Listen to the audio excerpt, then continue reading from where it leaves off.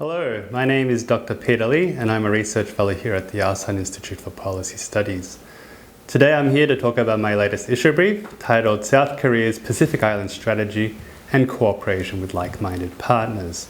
It's co-authored with my excellent colleague, Principal Associate Ms. Minju Kim, and today I'll be sort of going through some of the key findings and arguments in our issue brief. So in recent years, China has tried to turn its growing economic presence across the blue Pacific continent into strategic influence by convincing countries to switch diplomatic recognition from Taiwan to China. China has also signed new security and policing agreements with countries such as the Solomon Islands, and it even tried to sign a 10-country security deal with Pacific countries in 2022, which was thwarted. So this has sparked an intense pushback by the region's traditional security partners and major development donors, such as the United States, but also Australia, Japan, New Zealand, and others. So it's against this backdrop that the Republic of Korea has begun to articulate its own Pacific Island strategy. And so in 2023, last year, we saw the Yoon Suk-yeol administration take the first steps by hosting the first Korea Pacific Island Leaders Summit in Seoul on May 29, 2023. So this Asan issue brief contextualizes the Yoon administration's Pacific Islands engagement and assesses its impact and future prospects. It begins by providing an overview of the ROK's engagement with the Pacific Island countries. Second, it discusses the emerging drivers for cooperation, which we really categorize into burden sharing, cooperation with like-minded partners, and growing national status and capacity. Third, we review the achievements and performance of the ROK's Pacific Island strategies thus far. And fourth, we argue that it can actually be maximized in cooperation and collaboration with key like-minded strategic partners. We focused in our issue brief on the United States, Australia, New Zealand, and Japan. In conclusion, our issue brief makes the argument that South Korea can be a force multiplier working together with its like-minded partners to generate strategic effects in the Pacific Islands. Looking back at the record of South Korean foreign policy, South Korea's engagement with the Pacific Islands has been quite mixed until quite recently. So inter-Korean cooperation largely bypassed the region, in contrast to China and Taiwan's intense competition for diplomatic recognition and influence. So South Korea only joined the Pacific Islands Forum as a dialogue partner in 1995. And to date, most ROK official governmental engagement has been at the deputy minister level, with 4 foreign minister meetings since 2011. It's noteworthy that to date, no South Korean president has ever visited the Pacific Islands, with the exception of the 2018 APEC Leaders Summit in Papua New Guinea. So this table showcases some of the key regions in the Pacific that are of interest to South Korea, but also in how it should approach the region. So the Pacific Islands Forum can broadly be categorized into 3 subgroups or subregions. And the first is Micronesia, which includes a number of key U.S. territories or compacts of free association, such as the Federated States of Micronesia, Kiribati, Nauru, Palau, and the Marshall Islands. Second, we have Melanesia, countries such as Fiji, Papua New Guinea, Solomon Islands, and Vanuatu. And finally, we have Polynesia, an area where Korea's engagement to date has really been quite minimal, but which is growing intensely. And that includes places such as Samoa, Tonga, and Tuvalu. So this helps, I guess, to understand how Korea should be approaching this region and unpacking the enormous diversity and complexity of the Pacific Islands. Now, in working on this issue brief, quite a lot of experts and officials that we've spoken to have made the broad question of why should the Republic of Korea even be interested in the Pacific Islands? It's not been a major priority region for Korean foreign policy until now. And so there are a serious, I guess, questions about why Korea should be allocating very precious and scarce resources to this particular region. In our issue brief, we put forward 3 arguments for why things have changed from the past. The first is what we identify as the expansion of the ROK-U.S. alliance into what is now called a global comprehensive strategic alliance. And we argue that this is creating new missions and responsibilities on the part of the Republic of Korea that is now finding itself trying to fulfill and live up to. And so, for instance, last year at the April 2023 ROK-U.S. Leaders Summit in Washington, at last year's Camp David, Korea-US-Japan trilateral talks, which led to the Indo-Pacific dialogue, and even most recently last week with the 2024 ROK-U.S. Security Consultative Meeting. In all of these forums and communiques and statements, we see reference to the Pacific Islands as a priority region for cooperation. Second, South Korea's key strategic partners in the Indo-Pacific themselves have also encouraged closer cooperation on the Pacific Islands as a priority and a new area of interest. And so we've seen this in Korea's respective bilateral relationships with countries such as Australia at the 2+2 Foreign and Defence Ministers talks, when countries such as New Zealand, Prime Minister Christopher Luxon, when he visited Seoul quite recently in September, or in all of these bilateral engagements, cooperation with the Republic of Korea in the Pacific Islands is increasingly referenced. Third, it's actually a domestic issue of the South Korea's own rising power.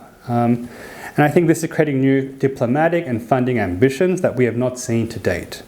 And so we've seen this in terms of growing official development assistance, in terms of hosting major summits such as on democracy, the first ever Korea-Africa Summit, increasing engagement with South America, and really part of this idea and the narrative of a global pivotal state. So in considering those three, drivers for why Korea is becoming increasingly interested in the Pacific Islands, we can look at what has been achieved in the last year since the first Korea-Pacific Islands Summit.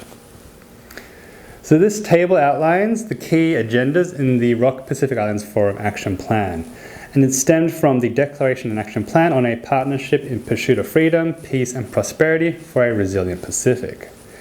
I would say it's one of the most ambitious programs and roadmaps for cooperation, given the low starting point that Korea is coming from. It outlines 43 specific objectives across about 6 different priority categories. These include climate, development, diseases, and human and digital connectivity. In our assessment, at least 10 of these tasks out of the 43 have been implemented to date already, and there is progress across quite a few more. And it's really expansive and goes across quite a few ministries, not just the Ministry of Foreign Affairs. So it includes the Ministry of Oceans and Fisheries, Ministry of Interior and Safety, and others as well. And so this has delivered tangible and meaningful contributions to the Pacific Islands, ranging from flood early warning systems to marine research stations and to education and capacity on fisheries. At the same time, I think other aspects of the action plan have been slower to be implemented. And one of the probably most visible manifestations of Korea's commitment is really the diplomatic presence. And so as we can see here in Table 3, we compared South Korea's diplomatic representation across the Pacific Islands with that of neighboring Japan, the People's Republic of China, and also Taiwan. And what we can see here is that there's quite an imbalance where Korea is really relying on essentially 2 embassies in Fiji and Papua New Guinea to do a lot of the heavy lifting in terms of Korea's diplomatic engagement across the region. And that's very much in contrast to Japan and China as well. I think, in short, South Korea has made a promising start, but it has sometimes struggled to match the allocation of resources, diplomatic, personnel and financial, with its ambitions in the region. So how then should South Korea best make use of its limited resources to expand its contribution to the Pacific Islands and also fulfill the high expectations of its US ally and its key strategic partners? So I think it's key to recognize that South Korea is not engaging the Pacific Islands in isolation. And so in our issue brief, we cover 4 particular partners, the United States, Australia, New Zealand and Japan. And we chose these primarily because they're partners of the Blue Pacific, an important new partnership that is seeking to deliver meaningful public goods to the region, such as research vessels and so forth. But they're also partners in terms of the Indo-Pacific Forum with the NATO countries. And so these 4 countries, particularly Korea, Australia, Japan and New Zealand, have demonstrated a willingness to contribute to regional public goods. So we look at these 4 countries and these 4 relationships of what Korea could be prioritizing in its engagement. So first, we looked at Korea-U.S. cooperation, and we argue that really this focus could be narrowed to Micronesia, an area where the United States has several overseas territories or compacts of free association, as previously mentioned. So that includes at least 5 territories, and these are really key strategic locations, not only for diplomatic engagement, but also military engagement. And so if looking at these 2 images here, we see that the impact and strategic awareness in South Korea links to North Korea's growing missile threats, but also the US force posture in the Western Pacific dealing with China. So our recommendation here is that South Korea and the United States could look to narrow their alliance cooperation by focusing specifically on Micronesia. And we think there are precedents for this. For instance, South Korea has a Greater Mekong sub-region focus within its broader ASEAN strategy. So similarly, there could be a Korea-US Micronesia Cooperation Forum that dedicates specific resources and funds specifically to the Micronesian countries. Second, we looked at Korea's relations with Australia, and we argued that there should be a greater focus on maritime capacity building for Pacific Islands countries to defend their maritime sovereignty and also ensure maritime domain awareness. And so if you look at the 2021 South Korea-Australia Comprehensive Strategic Partnership, or even their recent 2+2 ministerial, we see that there is growing interest in maritime coastal capacity building. Australia has led for many years what is called the Pacific Maritime Security Program to deliver patrol boats across the region. So I think there is an opportunity here, given the backlogs that are emerging in terms of Australia's shipbuilding pipeline, for Korea to really play a role, especially both in terms of sustainment, but also in terms of developing new uncrewed and technologically advanced systems, as shown in this image here, which is by Avicus, a Korean shipbuilding company. Third, we looked at Korea's relations with New Zealand, and here we argue that there is scope for cooperation in the Polynesian sub-region, particularly in terms of health and high-value contributions in technology. And so we look here at a photo of HMNZS Aotearoa, which is New Zealand's key sort of supply ship for the region, which has engaged in a lot of health diplomacy, providing water and medical goods to places such as Tonga and elsewhere.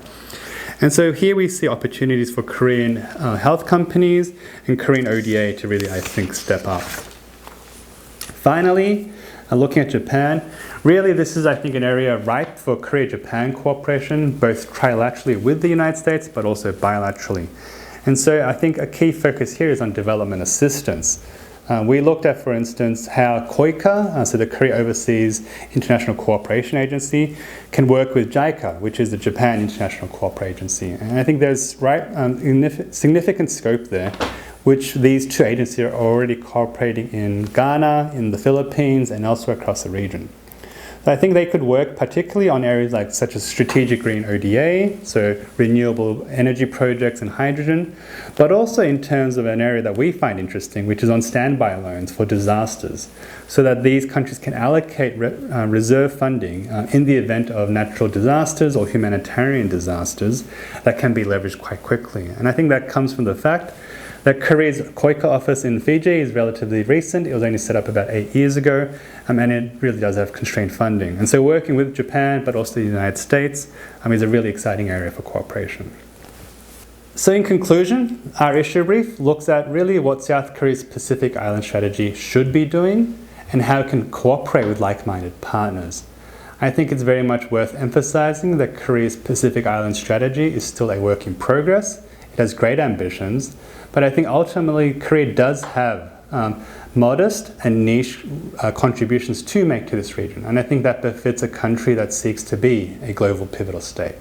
So I hope you read the issue brief, and I thank you for your time. Thank you.